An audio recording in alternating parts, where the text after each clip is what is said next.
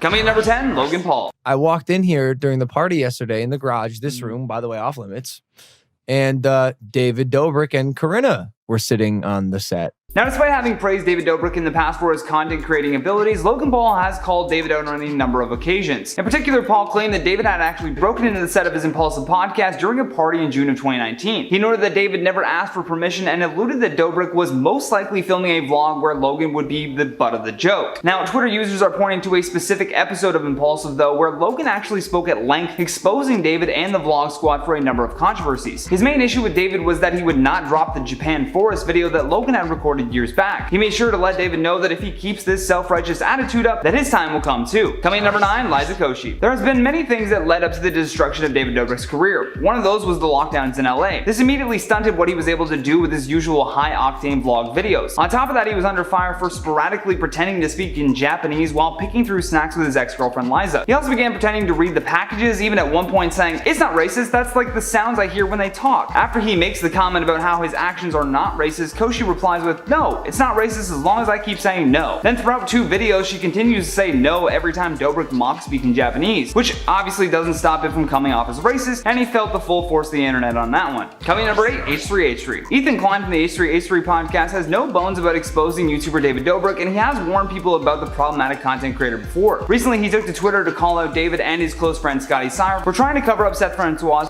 allegations. In a tweet warning people about David Dobrik, Ethan said, "I have a lot to say about the Scotty video. Right now, I just want to say that it's sad that David sent his most liked friend out to victim shame and threaten Seth. Disposable isn't just the name of his new app, it's also how he feels about his friends." Coming in number 7, Seth Francois. Continuing off our last point about Ethan Klein's role in the downfall of David Dobrik, I must also point out the episode of H3 After Dark where Seth revealed that David forced him to kiss 47-year-old Jason Nash. According to Seth, it was all done against his will and that the incident was the final straw. Following this, he immediately left the Vlog Squad and even permanently relocated to Atlanta. Seth went on to explain how this makeout prank transpired, saying, "It was a video where David set up with Jason Nash and Corinna Kopf and said that I was supposed to do a makeout scene with Corinna and he was going to have her in an old man mask and then switched her out with Jason Nash. After Jason pulled off his mask, I realized that I was just touched by someone I did not consent to." Now, what's terrible about this experience was that this isn't even the first time Seth tried to warn people about David's behavior. On June 2nd, 2020, he posted a video titled "Accountability to All Creators." In that video, he apologized for being part of problematic content that the Vlog Squad had filmed in the past, much of which was referring to him as simply being the Vlog Squad's token black friend. Coming in number 6, Scotty Sire. So after a number of weeks where none of the allegations were addressed by anyone in the Vlog Squad, Scotty decided to take a shot at Seth Francois, as Ethan mentioned earlier. After being immediately met with backlash though, he backtracked his comments and took aim at the Vlog Squad instead. In the apology that he posted on March 8th, Scotty said, "First of all, I would like to apologize to anyone who feels as though I disrespected or invalidated their story. That was never my intention and I mean that so sincerely. I let emotion get the better of me and I chose my approach and many of my words poorly. I chose to make the video and share my opinion. I expected it to be analyzed and picked apart, but I did not expect it to hurt so many people, and so I've made the decision to remove the video from my channel." Now, although David was not directly mentioned in this warning, it was an apology attempt after he defended David Dobrik's actions. Coming in number 5, Incontro and Erin Gilfoy. In addition to the multiple Vlog Squad members that are coming forward to speak their truth, we also had a warning from former members Carly and Erin. In a nearly 3-minute video posted to their joint channel, the ladies clarify a number of things. First of all, they said that no one has told them not to speak about the allegations and that they just needed time to process the news. Carly goes on to say, "The article came out, we read it the same time as you guys, and I mean obviously we think it's disgusting what happened and none of that is okay." Erin also adds that neither of them were present the night that Hannah said her assault by Dom took place. Now, unfortunately, despite calling out Dom, they neglected to name David and other members that were present that night. Erin just wished for everyone involved to take accountability and continue to learn why their involvement with the situation had an effect on it. Coming in number 4, Natalie Noel. Following Carly and Erin speaking out against the Vlog Squad, Natalie, who is David's assistant and close friend, also broke her silence. She posted to her Instagram story saying, "I spent a lot of time thinking about the recent allegations and because of the severity, it's taken me time to process. Like many of you, I'm upset and angry and do not condone the behavior detailed in the article or any misconduct for that matter. I want to make it clear that I acknowledge, hear, and support those who came forward, and I stand by the victims." And I mean, for his assistant to speak out on the matter, then you know for sure that they have not been told to stay quiet by anyone. I say that because I know that there was a rumor going around on Twitter that his people were protecting him. Again, without naming, you know who is at the helm of all of this debauchery. It's David Dobrik, and anyone reading through the lines on these several statements can see that. But don't take my word for it, I have several more examples coming up where David is expressly being called out. Coming in number 3, Nick Keswani. Nick's allegations allegation towards David and the Vlog Squad could be the real ace in the hole that took down David. While appearing on the H3 podcast, Nick shared that his time with the Vlog Squad severely damaged his mental health, and that in addition to this, he already suffers from a rare form of dwarfism that resulted in him becoming blind in his left eye. While he was with the Vlog Squad, Nick was repeatedly mocked for his height and his disabilities. He goes on to tell Ethan, "I felt worthless being in those videos. I was like, dude, why am I even like here? What's the point in my existence? Because I was just being treated like this punching bag." In addition to this, he also called the group as a whole toxic and very much like a cult, adding that he would often come home mentally drained from filming with them and constantly being stressed about how he was going to escape from this. Coming in number 2, Danielle Bregoli. Believe it or not, but even rapper Bad Baby has joined other influencers in calling out David Dobrik. In a quote tweet attached to a video posted by Ethan Klein, Danielle said, "I got my own story about these two creepy f***s and he owe me money." Yikes, this is one person that you do not want to owe money. Danielle also added some fuel to the cancellation of David Dobrik after Ethan Klein said, "David's MCN is trying to remove this clip from the internet. This is straight up assault and he did it to him twice. Absolutely infuriating to hear him talk about it so joyously, knowing the trauma it caused Seth." Which does suggest that someone on David's team may be trying to bury some of the content that does make David look bad. Last but certainly not least, on our number 1 spot, Trisha Paytas. Perhaps one of David Dobrik's most vocal critics, Trisha Paytas has been calling him out for a long time now, but unfortunately no one would listen. In defense of what happened to Seth, Trisha said, "I was really triggered by what Seth said because I've been dealing with this now for 2 years from David fans and just other people who love to deem me as crazy." Not too long after this, a video resurfaced where Trisha is clearly confronting both David and Jason Nash about the makeup prank with Seth. In the clip, you can hear her saying that Jason always threatens to leave her whenever she questions his content, and David is constantly gaslighting her, saying that being mad about the prank is just crazy. I mean, have a look for yourself. She was upset that I was going to make out with Seth, and so I flipped out. You being mad about the Seth? Well, that's not true. I was here. Being mad about the Seth makeout thing is crazy. It's crazy. It's crazy. I said you specifically don't have to make out with guys, girls, moms. I don't care. Like, I won't. What if he was in a movie and he had to do that? It's not a movie. It's David's vlogs. No one.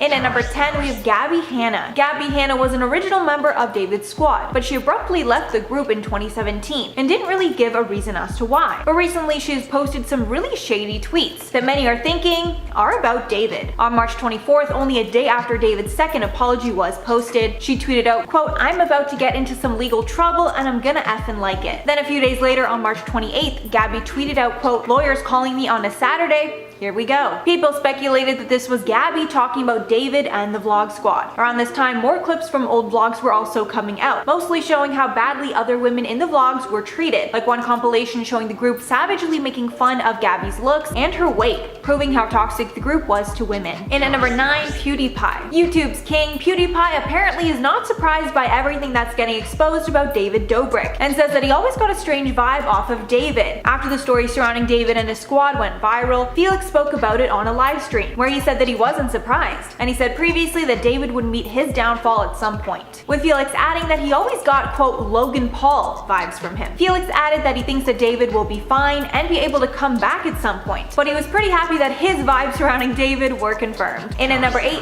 Hardesty. YouTuber Hardesty was the first person to share her horrible encounter with Dirty Dom. They met at a VidCon after party in 2017, and while they were both at the party, Ali stated that he was touching her and being very aggressive, all while she was fighting back and telling him to stop. After the incident, she posted a video exposing Dom to her channel, but she got tons of hate at the time, and nobody believed her story. Dom ended up making his own video addressing things, and after this, many people actually took his side, including David, who still had him in the vlogs for many years following the incident. In at number 7, Wittek. Jeff was the first member of the squad to come out somewhat against the group in order to prove his own innocence. Over the span of a week, Jeff made multiple videos about the situation. He even went on the Frenemies podcast live to talk about it, where he was pretty badly roasted by Ethan and Trisha basically the whole time. This showed the world that he was willing to go against the group in order to save himself. Jeff has also been dealing with a terrible eye injury since last year, and he admitted in a recent video that he has difficulty seeing because he hurt his eye and face in a dumb accident. Many have speculated the accident happened while Jeff was doing a stunt for David's vlogs, and he's either protecting David by not talking about it, or David has told him not to talk about it because it would make him look bad. Either way, the fact that his friend got hurt in the stunt and David hasn't spoken about it at all is a little disheartening. And at number 6, Corinna Kopf. Corinna Kopf is another member of the squad that has been there since the beginning, but many old clips are resurfacing of Corinna in the vlogs that just show how sexist David and the crew were towards her, with practically all of her appearances in the videos related to sexual skits, or the men talking about how many men that she slept with. She even got a tattoo which says, quote, David's vlogs on it, because she asked David for some money to pay rent, and he said he would give it to her only if she got this insane tattoo. And considering he made tons of money because of jokes at her expense, it's crazy that he wouldn't just be a good friend and give her the money that she needed after everything that really she has done for his videos. Because you have to remember, his friends are the ones that are basically the entire content of his videos. Halfway number 5, Jonah. A regular member of the squad is called Jonah, but not everyone knows that Jonah isn't actually his real name. His real name is Nick Antonian, but the nickname Jonah stuck in the vlogs after the squad started saying that he looked like Jonah Hill. And the fact that he isn't even addressed by his real name is a little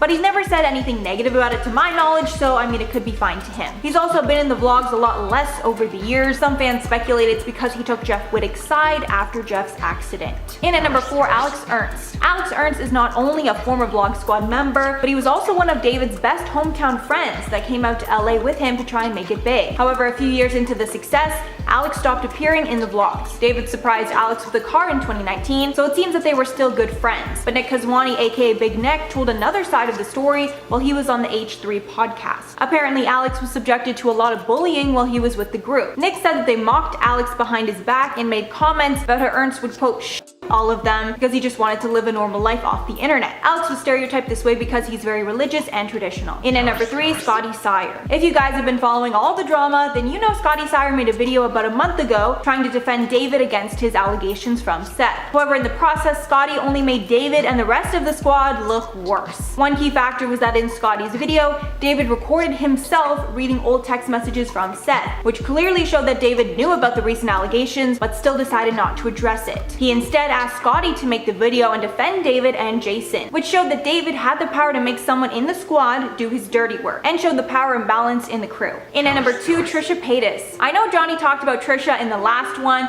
but she has just done so much exposing that it's hard to fit it all into one point. Trisha Paytas and Ethan Klein have been going after David and his group for months on their Frenemies podcast. After David uploaded his first apology, Trisha and Ethan exposed that David's lawyers tried to stop the Insider article from going through. Trisha also said that David tried to discredit her mental health and tried to get her statements in the article thrown out because she struggled with mental illness in the past. After David uploaded his second apology and addressed Trisha by name, Trisha went off on Twitter, poking holes in everything that he said. She also pointed out how he didn't make a sincere apology until he lost sponsors, which is honestly something that we all just shouldn't forget so easily. And finally, at number 1, David Dobrik himself. Honestly, after everything that I've seen online, David Dobrik did more to expose himself than really anyone else on this list. Specifically, his Views podcast seems to be where he's the most vocal about controversial stories from his past, and is really where people have gotten the most fuel for backlash against him. In uncovered clips from the podcast, David has made tons of insensitive jokes with his co-host Jason Nash. As well, old clips from vlogs are resurfacing, showing racist and homophobic jokes from him and his squad, as well as a lot of behavior that's just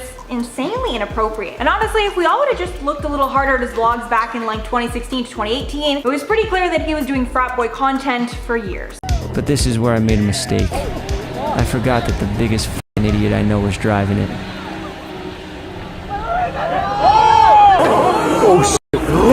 Vlog Squad member Jeff Wittek has finally exposed David Dobrik in his newest video as he explains what happened to his eye. The new video features older footage from when they performed a dangerous stunt that was meant for David Dobrik's vlog. However, everything went horribly wrong, and looking back, David has a lot more to apologize for. For a very long time, the Vlog Squad was one of the most popular creator groups on YouTube. Their team was what many aspired to form. They all seemed just like good friends, they had fun together all the time, and by filming what they did, it was like they were letting us into their little world without needing to directly involve ourselves in their sometimes wild stunts. It was entertaining, but unfortunately what people didn't take into consideration was what happened behind the scenes. At face value, sure, they all look like good friends. However, pull that curtain aside and you'll see David Dobrik, a madman with a plan and so many subscribers that anyone around him was willing to do whatever to be in a vlog video. With great power comes great responsibility, and with great responsibility comes great power. Had David Dobrik just done the proper steps to ensure the safety of those around him, this probably would never have happened. You know, just like hire maybe somebody that knows how to work an excavator. To explain where the conversation about Jeff's eye started though, we have to go back to the recent essay controversy involving Dirty Dom. This led to David Dobrik apologizing, getting demonetized by YouTube, and dropped by many of his big sponsors. Because Jeff Wittek was part of the Vlog Squad, he too made videos commenting on the situation and would even later appear on the Frenemies podcast with Ethan Klein and Trisha Paytas. It was there that he first shared his side of the story and briefly mentioned that something had happened to his eye. Although he didn't dive into too many of the details, this left fans curious as to what happened. Then later he appeared on Impulsive and showed an exclusive clip from his documentary where he fully revealed his injured eye. Now in his new documentary series, Jeff has fully explained that he nearly lost his eye and his life at the hands of David Dobrik. In the video, he spoke about how the group had been doing a lot of stunt videos, and their newest idea was to put an excavator vehicle in a lake. Once there, they would simply create their own tree swing and use the excavator to hurl their friends around. The YouTuber even leads into the clip by saying how he had downplayed the danger of the stunt at first. Jeff says, "I just jumped out of a plane 20 times. What's the worst that could happen if I swing from a rope over a 1-foot deep lake?" Although that soon turned into him saying, "I didn't know I was gonna go that fast, so I grabbed the rope and I tried to make a goddamn funny video for people, but this is where I made a mistake. I forgot that the biggest effing idiot I know was driving it." Even right before Jeff went on, I believe Corinna Kopf was taking a turn and it did not look safe at all. You can even see her panic when the rope suddenly drops. This is a moment of genuine fear, and she calls David out for always taking things too far, which sadly a warning that went missed as Jeff would grab onto the rope next. In the video, David can be seen spinning the vehicle around as Jeff hung from the rope. However, suddenly he begins to fly towards the camera and crash into the excavator itself. At that moment, you can hear David in the background yelling, "Oh shit," and then the rest of the team can be seen rushing into the water to see if Jeff was okay. Doctors even told Jeff that if the impact had been 3 millimeters higher and on the same angle, he would have actually split his eye in half. The difference of a few inches is the only reason he's alive today. Many viewers of Jeff's new documentary series were furious with David Dobrik and took to Twitter to express how irresponsible this truly was. One viewer said, "Jeff Wittek almost died filming one of David Dobrik's vlogs. He has lifelong injuries physically and mentally. I can't believe how irresponsible you can be when you're willing to risk your friend's life for content. There's a serious lack of empathy and common sense."